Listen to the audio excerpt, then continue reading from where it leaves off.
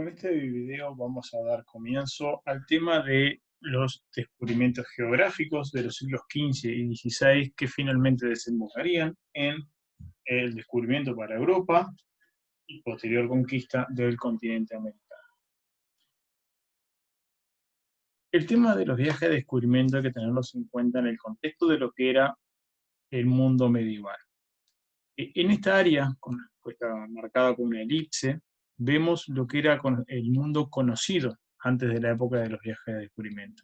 ¿Qué quiere decir esto del mundo conocido? Es decir, el mundo que estaba en relación unos con otros.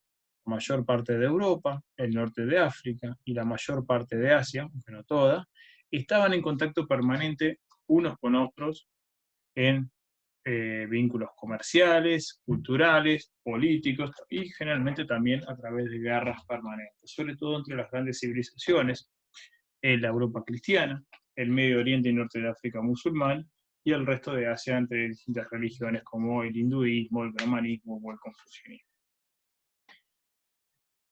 Sin embargo, desde la perspectiva de Europa, que era quizá lo que tenían la visión más limitada en la Edad Media sobre el resto del mundo, las noticias más allá de Oriente Medio y de ciudades como Constantinopla o Jerusalén eran bastante eh, escasas y muchas veces deformadas por el paso del tiempo y de las fábulas de los viajeros que hasta allí llegaban, sobre todo hasta China.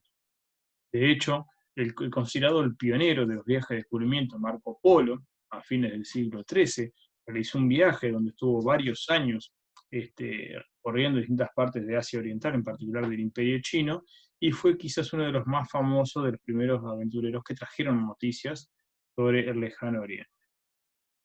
Ahora, ¿por qué a Europa le preocupaba, le interesaba conocer el resto, en particular Asia?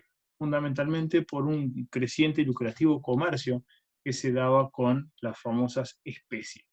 Aquí vemos en este mercado moderno, donde hay distintos tipos de productos, como la canela, la nuez moscada, el clavo de olor, varios tipos de pimientas, la caña de azúcar, que si bien no es una especie, estaba dentro del rango de cultivos considerados como especiales, que servían, entre otras cosas, con dos finalidades.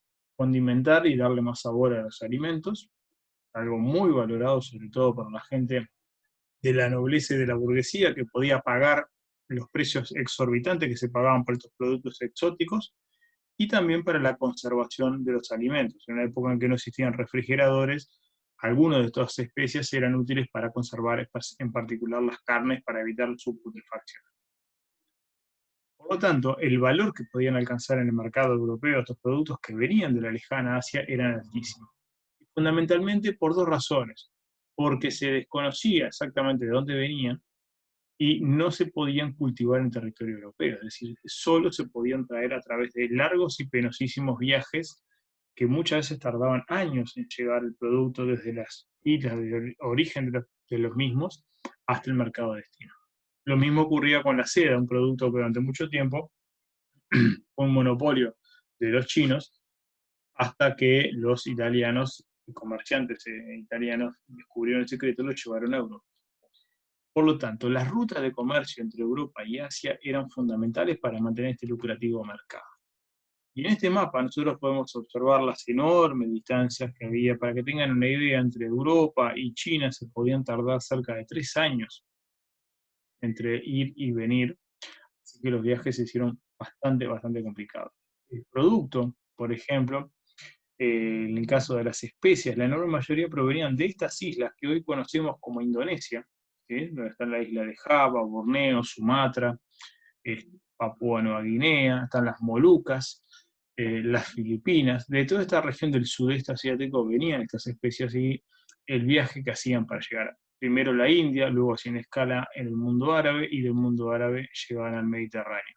En esa escala que pasaba por muchas manos, el producto iba subiendo de precio cada vez más y llegaba a valer más caro que el oro, muchos de estos productos.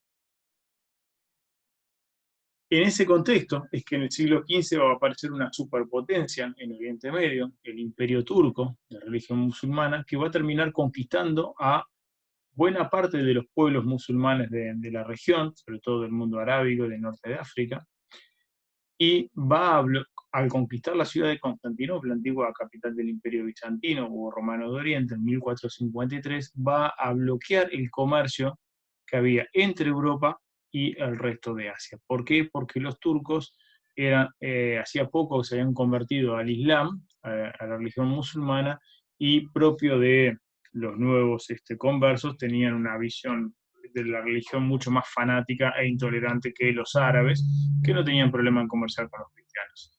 Sin embargo, para los turcos, este comercio estaba muy mal visto y por lo tanto se va a entorpecer y obstaculizar enormemente. Por esa razón es que el paso de Europa a Asia a través del Mediterráneo Oriental y el Mar Rojo se va a ver bloqueada prácticamente por la oposición del Imperio Turco, y eso va a llevar a que los europeos comiencen a plantearse la idea de buscar rutas alternativas para llegar a las Indias, o sea, las tierras de las especias, y en la China, donde estaba la seda. Una de esas opciones va a ser por la vieja ruta de la seda, por el norte continental, a través del Imperio Ruso, pero la extensión se alargaba aún más, era peligroso, larguísimo, había forajidos en el camino que hacía bastante incierto poder llegar seguro a destino y mucho menos volver, por lo que algunos países de Europa Occidental, como Portugal y España, van a ensayar algunas alternativas por vía marítima. En ese contexto es que se va a dar este proceso de descubrimiento geográfico, pero tenemos que entenderlo también una época de grandes cambios en la mentalidad de los hombres europeos, que buscan la gloria, el reconocimiento individual y la riqueza. Aparece el capitalismo en su etapa mercantil, que llevaba al espíritu de lucro, de ganancia, a que muchos comerciantes se asociaran y decidieran correr riesgos para poder llevar adelante negocios cada vez más provechosos. En este contexto de crecientes obstáculos para el comercio con el lejano oriente que establecían los turcos, más el cambio de mentalidad de los europeos vinculados, estamos en la época del Renacimiento, donde surge una nueva cultura y una nueva forma de ver el mundo, más materialista y más centrada en el ser humano, alejándose más del aspecto religioso, es que se van a producir los descubrimientos geográficos. Donde lo que se busca fundamentalmente es encontrar nuevas rutas para llegar a las islas de las especias o las Indias en plural, donde se podrán conseguir dichos productos.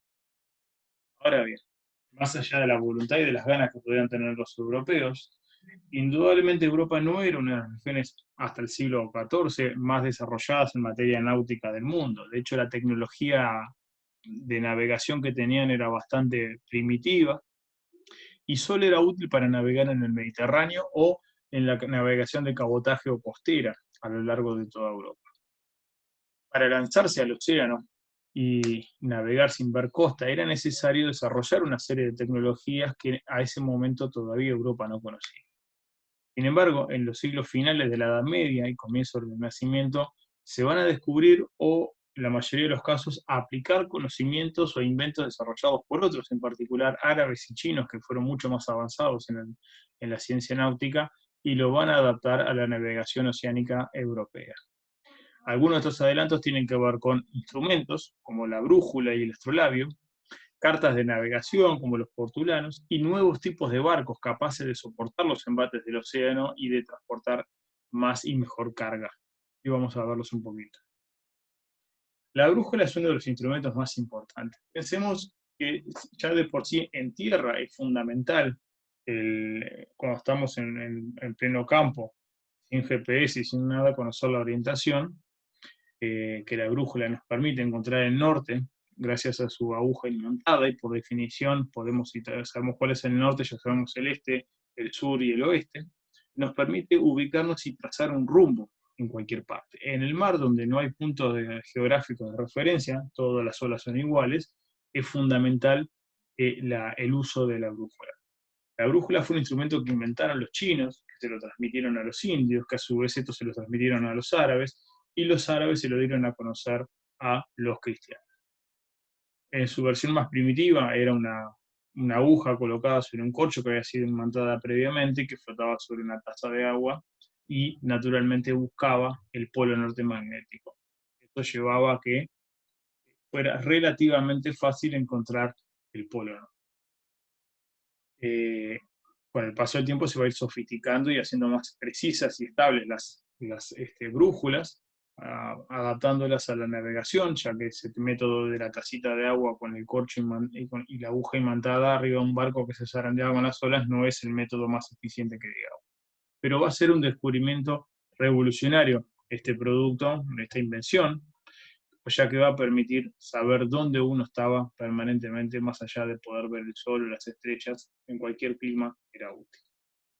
Pero no alcanzaba solo con saber si uno navegaba en dirección norte, sur, este o oeste, sino también saber dónde uno se encontraba a la altura del planeta. Conocer la latitud es fundamental, es decir, qué tan cerca o tan lejos estamos del ecuador o de los polos. Y el instrumento del astrolabio, otro instrumento inventado en la Edad Media, en este caso por los árabes, que va a ser también llevado a Europa, va a ser fundamental. En la imagen de la izquierda vemos una reproducción de un astrolabio donde tenemos una especie de circunferencia graduada con los 360 grados del arco de la circunferencia.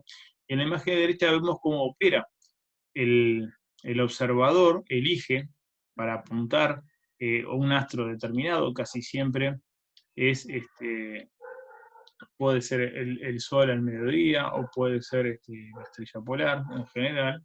Eh, Siempre es una estrella conocida, y a partir de ahí se observa la altitud a la que está la estrella en cuanto a punto de referencia del observador. Y eso lo que nos indica, tomando el horizonte como la línea y el ángulo que forma con la observación de la estrella, nos da un ángulo determinado. Y ese ángulo me indica a cuántos grados yo me hallo del ecuador. ¿Sí? Cuanto más elevado es el ángulo, quiere decir que estoy más lejos del ecuador. Cuanto más pequeño es el ángulo, quiere decir que estoy más cerca del ecuador. ¿Por qué? Bueno, porque desde el ecuador la observación es prácticamente bien hacia arriba, ¿sí? Y, perdón, es que me corrijo.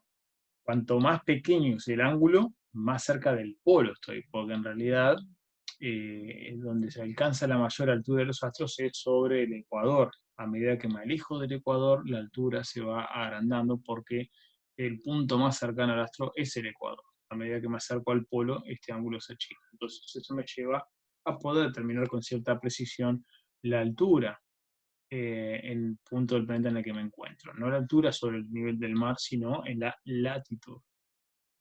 Los portulanos son otra técnica desarrollada exclusivamente en este caso por los portugueses, van a ser expertos, aunque a otros navegantes italianos ya han desarrollado algunos métodos similares, igual que los catalanes, de poder cartografiar todos los accidentes geográficos costeros para poder trazar rutas más precisas. Esto va a permitir no tener que navegar a ciegas y poder saber dónde estaban los ríos que desembocaban en la costa, los promontorios, las penínsulas, las ensenadas, las bahías, todos los tipos de accidentes geográficos por los cuales uno tuviera que atravesar y enfrentarse. Y eso servía para marcar y guiar el camino.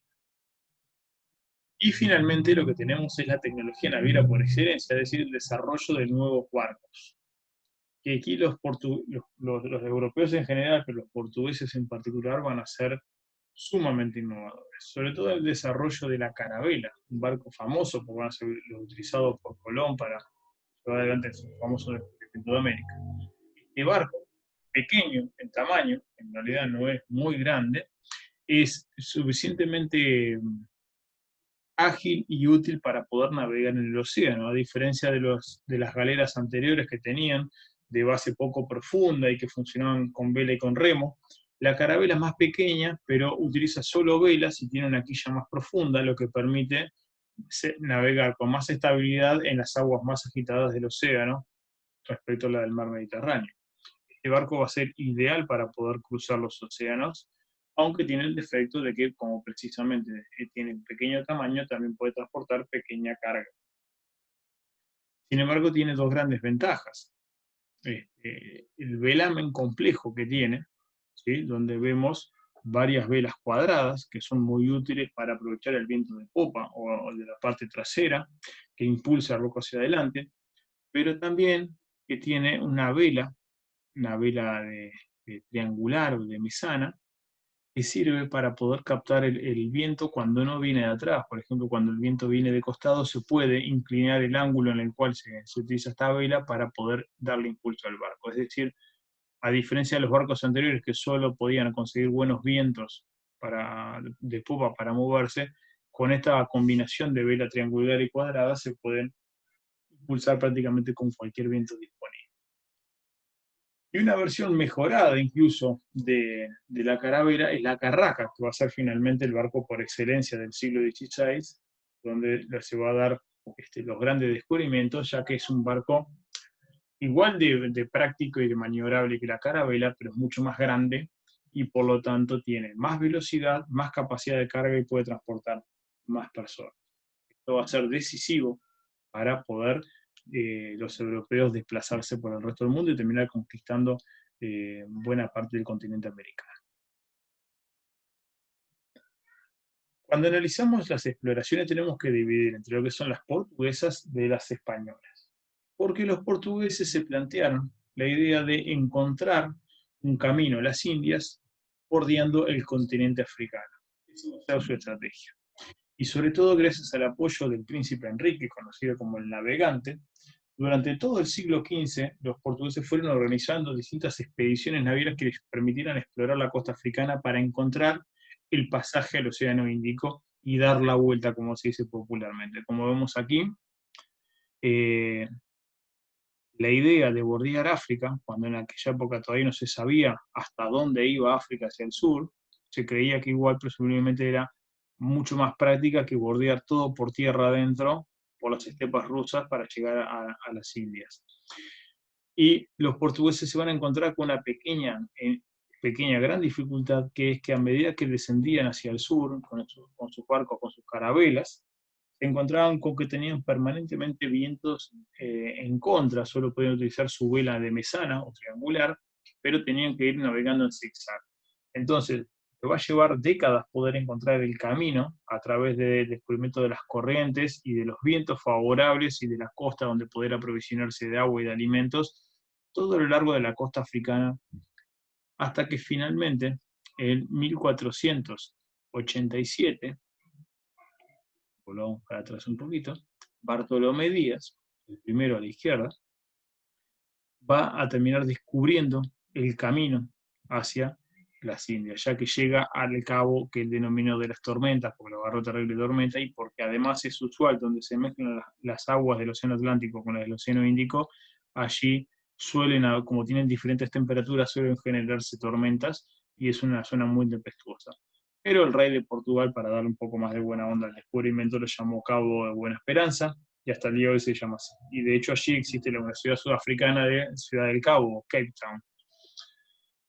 Gracias a este descubrimiento que Bartolomé Díaz no pudo continuar, dado que precisamente las tormentas dejaron en muy malas condiciones a sus dos barcos, él tuvo que volver a Lisboa, pero unos pocos años después, en 1498, el navegante Vasco da Gama, también del Servicio de Portugal, va a poder completar el logro de Bartolomé Díaz al llegar, lo vemos aquí en la navegación en naranja, al llegar al Cabo Buena Esperanza, pero además aprovechando todos los descubrimientos de que, y observen esto, cuanto más se alejaban del continente africano para bordearlo, encontraban mejores vientos. ¿Por qué? Porque los vientos acá en el Atlántico giran en sentido antihorario.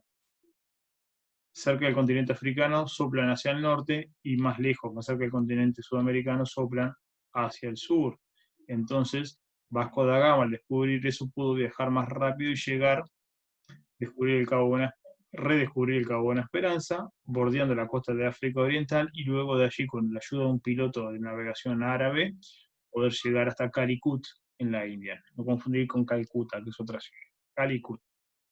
Y allí va a darse por logrado el éxito de los portugueses al encontrar la famosa ruta a las Indias por barco y directamente desde Europa, lo cual va a suponer toda una hazaña, y a partir de ahí, durante casi un siglo, los portugueses van a construir un imperio comercial muy provechoso, dado que van a tener el monopolio de las especias provenientes de las Indias.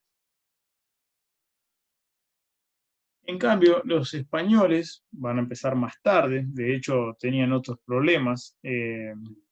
En particular, España estaba en proceso de construcción en torno a dos reinos, que eran el reino de Castilla y el reino de Aragón, que terminan unificándose con el matrimonio de ambos reyes, Fernando de Aragón e Isabel de Castilla. Isabel, que recuerden, es la hermana de Catalina, la primera y desgraciada esposa de Enrique VIII. Perdón, Isabel y Fernando son los padres de, de Catalina, ya que sus hijos van a ser Juana de Castilla y Catalina de Aragón. Los reyes católicos van a tomar posesión de las Islas Canarias en 1478 y en 1492 finalmente van a terminar de expulsar a los musulmanes del último reino que había de ellos en el sur de España, en Granada, unificando a la península ibérica salvo Portugal, y van a permitir la financiación del viaje de Cristóbal Colón, que finalmente descubre en el Caribe el continente americano. Y ahora vamos a profundizar un poquito sobre eso, pero tengamos en cuenta que las exploraciones españolas van a ser de carácter diferente. ¿Por qué? Primero porque parten con la idea, la que defendía Cristóbal Colón, de que se podía llegar a las Indias, no siguiendo el largo y complicado viaje de los portugueses bordeando África, que es bastante largo y difícil, sino navegando directamente hacia el oeste, dado que la Tierra es una esfera y no plana, podía dar la vuelta y llegar por el otro lado a las Indias. Y como según los cálculos de Colón la Tierra era más chica de lo que realmente lo era, pensó que era relativamente fácil llegar. De hecho, él calculaba que Asia estaba a la altura más o menos donde vimos aquí a México. Menudo error el del amigo Colón. Pero afortunadamente, gracias a ese error, pudo descubrir América. En 1513, además, cuando se dan cuenta, ya después de muerto Colón, de que América no se trata de Asia, sino que se trata de un nuevo mundo, y de hecho durante mucho tiempo se le va a denominar el Nuevo Mundo, los españoles no le encuentran mucha utilidad a este territorio y simplemente quieren atravesarlo para poder llegar a la Asia. Y Vasco Núñez de Balboa, a la altura del Istmo de Panamá, él lo cruza y descubre el Océano Pacífico.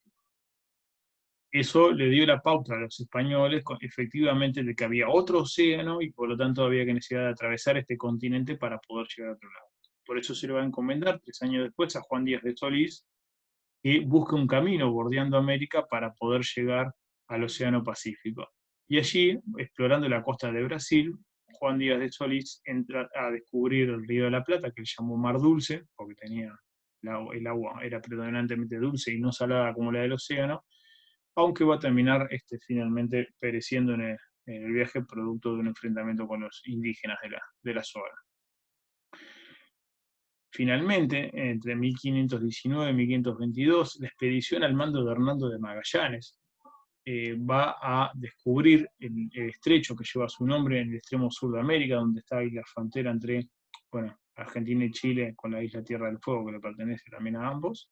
Por ese estrecho van a descubrir el pasaje al Océano Pacífico en barco y luego de que Magallanes muera en un enfrentamiento en las Filipinas, Sebastián Elcano, su segundo al mando, va a completar la expedición volviendo todo por el lado del Océano Índico y de África a completar la circunnavegación y llegar a Portugal en 1522.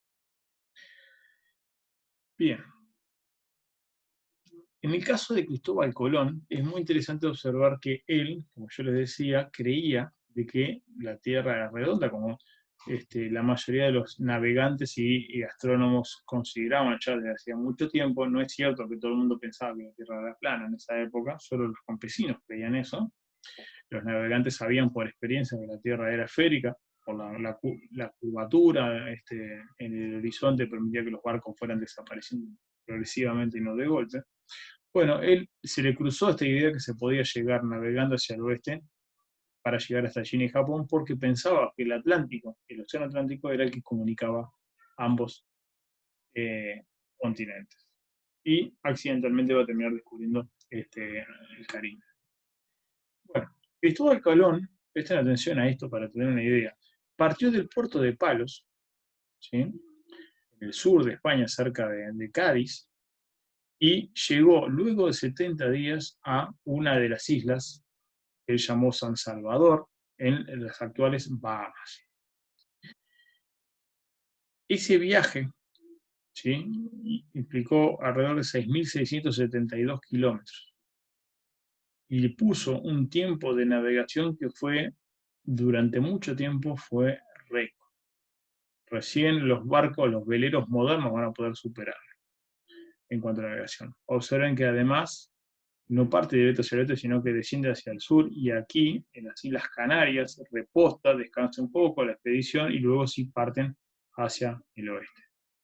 Ahora, piensen lo que implican estos 70 días, que durante mucho tiempo va a ser una navegación este, muy rápida, comparado con lo que son los viajes hoy día. Un velero que pone 37 días en hacer el mismo viaje, un buque escuela, como por ejemplo en el caso del Uruguay el Capitán Miranda, demora 30 días en hacer el mismo recorrido, una nave mercante a motor, 21 días, una nave de pasajeros, 8 días, y bueno, los aviones lo hacen en cuestión de horas. Y aquí tienen el ejemplo de auto, evidentemente que no lo pueden hacer el viaje porque por el agua los autos no van, pero la idea es a la velocidad promedio de ruta a la que anda un auto, 120 kilómetros por hora, tardarían 2 días y medio en hacer el viaje de los 6.600 kilómetros. ¿Para qué sirve esto? Para mostrar las dimensiones colosales del emprendimiento de lanzarse a lo desconocido en esta época y lo impactante que es esto. Y recién hoy, en el mundo moderno, con los medios de transporte sofisticados que tenemos, parece algo mucho más sencillo, pero en aquella época era realmente extraordinario. Luego de bastantes dificultades, Colón consigue la financiación para desarrollar sus viajes, ¿sí? Y vamos a ver que aquí los tenemos analizados por colores en orden los 4 viajes que él va a poder desarrollar entre 1492 y 1504. El primer viaje, que lo vemos en color rojo, ¿sí? Llega a las Bahamas y luego desciende hacia el sur, donde termina descubriendo las islas de Cuba y la Española, las actuales donde están República Dominicana y Haití, donde va a dejar un pequeño grupo de marineros y va a emprender la vuelta con algunos de sus descubrimientos. El segundo viaje va a estar marcado por el éxito, dado la noticia increíble de había tierra del otro lado del océano, decenas de personas se van a unir a la expedición, de hecho va a ser el viaje más grande de todos, con muchos barcos, cerca de 30 barcos partieron, a diferencia de los 3 de la primera, y mientras se comienza a instalar el primer asentamiento español en el Nuevo Mundo, en el actual Santo Domingo, que hoy día es la capital de la República Dominicana, Colón se decide a explorar el resto de las islas del Caribe, explora por completo Cuba, sigue buscando otras islas menores, donde entre otras cosas descubre Puerto Rico y Jamaica, pero no se encuentran ni grandes tesoros y la mayoría comienza a sospechar de que no se trata ni de las Indias ni de China. Es decir, como diciendo, acá hay algo raro, esto no parece ser la tierra prometida de la riqueza y de la ganancia que todos buscaban. El tercer viaje ya costó un poco más conseguir gente y financieros para poder financiar esto, porque precisamente esto era muy costoso.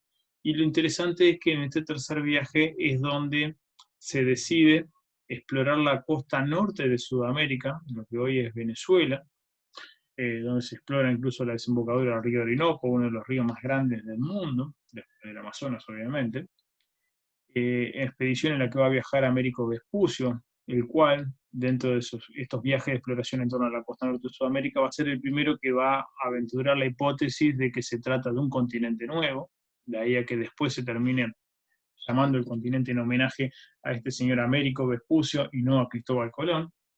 Y bueno, finalmente el cuarto viaje, que se va a realizar entre 1502 y 1504, explora ya las costas de Centroamérica, de lo que hoy es Belice, Honduras, Nicaragua, Costa Rica y Panamá, y finalmente vuelven, sin haber encontrado lo que buscaban, que era haber llegado a las Indias. De ahí la preocupación por encontrar un pasaje que atravesara el continente y los viajes posteriores de Solís y Magallanes. Pero esto además va a generar rispideces entre portugueses y españoles. ¿Por qué? Porque Portugal aducía que las tierras Colón había descubierto hacia el oeste también le pertenecían a Portugal, estaban un poquito enviciados ya los portugueses de conquistas, y los españoles dijeron, no, de ninguna manera, en todo caso vamos a discutirlo con el Papa, que llegue a un acuerdo, y mediante el Papa, que por cierto era Alejandro VI, un Papa español, Papa Borgia, que claramente va a favorecer a los intereses de España, deciden dividir la tierra en dos. Y dice, bueno, todos los territorios a partir de lo que se llamó la Bula Intercaetera de 1493, todos los territorios que estén al oeste de la línea verde son para España y los que estén al este, por descubrir, van a ser para Portugal. Entre otras cosas, lo que implicaba la obligación de evangelizar esas tierras. No era solo conquistarlas, sino también llevar el cristianismo. Por eso es que se había apelado al Papa. Obviamente los portugueses no quedaron nada contentos con esta decisión. Fíjense que de la futura América les iba a tocar este pedacito nada más chiquitito de lo que hoy es Brasil. Y un año después resuelven, mediante un tratado en la ciudad de Tordesillas, las delegaciones de Portugal y de España, acordar una nueva demarcación donde la línea se va a correr más hacia el oeste. Y allí los españoles van a perder una gran oportunidad de haberse apoderado de Brasil y los portugueses se van a aprovechar de esta situación, porque ahora les va a quedar una franja mucho más amplia de territorios que había conquistado España. Sin embargo, quizás el viaje que va a tener más repercusiones de todos va a ser la primera vuelta al mundo que Hernando de Magallanes va a liderar. Yo les comentaba hoy cómo, siguiendo las huellas de Solís, había navegado hacia el sur, bordeando la costa de Brasil, también se adentra en el Río de la Plata. De hecho, es en el viaje de Magallanes donde aparece la primera mención a el nombre de Montevideo, ya que aparece en el mapa la descripción Montevideo, que no se está claro bien si se refiere a Montevideo. Yo vi monte en portugués, porque Magallanes, a pesar de que trabajaba para España, era portugués, o porque quiere decir monte sexto de este a oeste, hay varias interpretaciones sobre eso, pero al cerro que hoy corona la ciudad de Montevideo, ya le puso en el mapa Montevideo. Y ahí quedó que la región del cerro es la región de Montevideo, y después cuando los españoles, 200 años después, funden una ciudad allí, el nombre va a ser inevitable. Pero volviendo al viaje, Magallanes va a seguir hacia el sur, y ahí va a descubrir el famoso estrecho. Es el que vemos aquí en la ampliación, donde está el límite de la Patagonia con la isla de Tierra del Fuego. Él descubre este pasaje, un pasaje complicadísimo, con lugares muy angostos y con muchas corrientes marinas fuertísimas y viento. Estamos cerca del Polo Sur, acá cerca de la Antártida, con un frío espantoso además, donde la pasaron horrible. Y luego, lo peor de todo va a ser la travesía del Pacífico. Primero navegan un poco hacia el norte y luego a la altura de donde hoy estaría, un poquito más al sur de donde estaría Santiago de Chile, ahí se lanzan directo hacia el océano y van a estar meses navegando. Y de hecho, durante el viaje de meses, fíjense, vienen por acá de vuelta hacia el este para llegar hasta las Filipinas. En esa travesía van a empezar a sufrir de hambre, van a empezar a comerse todo lo que encontraran a su alcance, empezando por, bueno, toda la comida podrida que ya se había echado a perder, los roedores, las ratas que eran típicas de los barcos se van a convertir en una exquisitez, no queda ni una. Llegaron a tal desesperación que empezaron a comerse el cuero de los de botas o de los cinturones o de los instrumentos del barco, con tal desesperación que obviamente terminaban vomitando todo porque el cuero no lo podían digerir. Algunos tomaban agua salada desesperados también y terminaban muriendo. Se dio el tema de una enfermedad que todavía no era muy conocida en la época, que era el escorbuto, producto de cuando uno pasa mucho tiempo sin recibir vitaminas D, el cuerpo comienza a sufrir esta enfermedad, que es una especie de descomposición interna. Uno empieza a tener, ¿cómo se dice? A sangrar internamente, producto de que los órganos empiezan a deteriorarse, se caen las uñas, los dientes, el pelo. Es como que el cuerpo, por falta de esta vitamina, empieza a descomponerse internamente. Y es una muerte bastante dolorosa, la de muchos otros navegantes, producto del escorbuto. Los que llegaron a Filipinas después de esta expedición van a ser prácticamente unos cadáveres andantes, pero bueno, allí logran establecer buenos vínculos con algunos de los pueblos establecidos allí, los van a alimentar, los van a tener un buen tiempito, pero Magallanes comete el error de meterse en las luchas entre los distintos pueblos de las Filipinas para apoyar a unos, atacar a otro bando, y termina siendo asesinado en una de las batallas, lo cual obliga a que los sobrevivientes, que ya quedaban de los 5 barcos que habían partido, quedaban solo 2, a emprender la vuelta de Apure. Uno de ellos va a ser apresado por los portugueses y todos sus sobrevivientes van a terminar en la prisión durante muchos años, pero el otro, al mando de Sebastián Elcano, logra llegar a las Islas de las Molucas, se aprovisiona de pimienta, un cargamento enorme que va a valer su peso en oro, lo cual va a hacer que el viaje valga la pena, y luego otro penoso viaje, lo que vimos aquí en verde, bordeando las Islas de las Especias, atraviesan el Índico para llegar al sur de África, haciendo el camino opuesto al que hacían los portugueses, y llegan de vuelta a Europa, donde también después en este viaje también volvieron a sufrir del escorbuto, y de los 200 y pico navegantes solo llegaron 18 vivos, y los testigos que vieron arribar el barco cuentan que estos 18 estaban más cerca de la muerte que de la vida, producto del agotamiento, la mala alimentación y los efectos del escorbuto.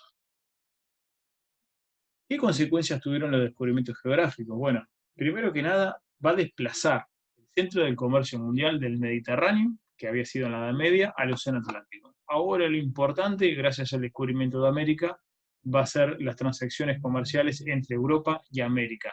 Primero y luego en Europa, África y América, sobre todo por el tráfico de esclavos.